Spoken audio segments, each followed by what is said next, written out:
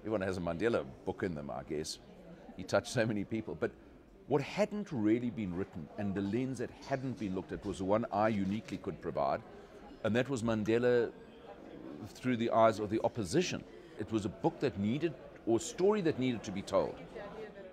What I think happens to every political leader, whatever you do, after a period of time, is you become almost caricatured. So however rounded you are, you get a kind of label stuck on you. The Mandela legacy is kind of mistold to advance a certain agenda, or actually, but like any complex human being who lived such a long and such an eventful life, you should do justice to all of it. Now, I certainly not the person, but I certainly can do justice to the phase of Nelson Mandela as a president, as a political leader, from someone who was on the other side of the fence. I've learned something, and on my last book, The Accidental Ambassador, you know, a fat book is nice to have, but out of every fat book is a thin book, like a person. There's a thin book struggling to get out of it. My other book was every last word on every issue that I'd ever done. It was a complete history.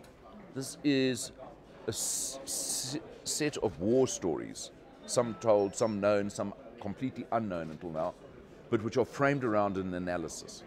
Broadly speaking, I also have as I described there, saying Mr. Mandela's friend Queen Elizabeth said, you know, I have the enchantment of distance. I mean, I'm of it, but I'm not in it. Let me put it that way. I do not advise the DA institutionally. Certainly some of the personalities in the DA come and ask me questions or seek counsel. And Helen, but I don't know if she take any. She seems very.